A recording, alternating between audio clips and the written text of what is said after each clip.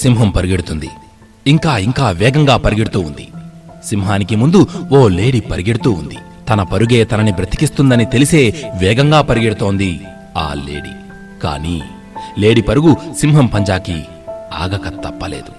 సింహానికి లేడీ బలికాక తప్పలేదు. అందుకే సింహాన్ని అడవికి రాజు అంటారు. ఇలాంటి సంఘటనలు రోజూ జరిగేవే. ఆ అడవిలో రోజూ ఏదో ఒక ప్రాణి సింహానికి బలి కావాల్సిందే. ఈ విషయం అడవిలో ఉన్న ప్రతి ప్రాణికి తెలుసు. అలా అని అవి అడవిని వదిలిపెట్టి వచ్చాయా? సింహం బాగా పరిగెడుతుందని తెలుసు. సింహం పంజాకి అమితమైన శక్తి ఉందని తెలుసు. సింహం ఏ ప్రాణినైనా సరే ఓడించగలదు అని తెలుసు. అయినా ఏ ప్రాణి అడవిని వదిలి రాలేదు. కారణం, సింహం మీద ఉన్న భయం కంటే ఎలాగైనా తప్పించుకోగలను అనే నమ్మకమే ఎక్కువ. మోగ ప్రాణాలు చావును ఎదిరించి బ్రతుకుతున్నాయి.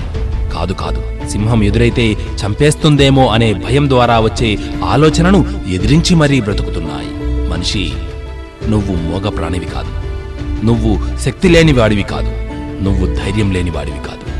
అయినా భయపడుతున్నావు. నీ జీవిత లక్ష్యానికి ఎవడో అడ్డు వచ్చాడని, ఈ జీవితానికి ఏదో తక్కువైనదని, నీకు రావాల్సింది రాలేదని, నీకు వచ్చేది ఎవడో ఎత్తుకెళ్లిపోయాడని, దేవుడు నాకు అది కొదవ చేశాడు అని, అమ్మా నాన్న ఏదీ సంపాదించలేదని, ఎందుకు నీలో నుంచి నువ్వే పారిపోతున్నావు? నా జీవితం ఇంతే అని నీకు నువ్వే నీ ఎదుగుదలకు ఆనకట్ట వేసుకుంటున్నావు.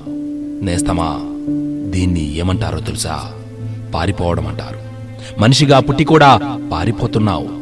ఒక్క విషయం గుర్తుంచుకో, అడవిలో జంతువులు సింహానికి భయపడి అడవి వదిలి వచ్చి ఉంటే ఈ మనుషుల చేతిలో ఎప్పుడో అంతరించిపోయేవి. నువ్వున్న దానిలో ఏ సమస్యకో ఏ వ్యక్తికో భయపడి పారిపోతున్నావా?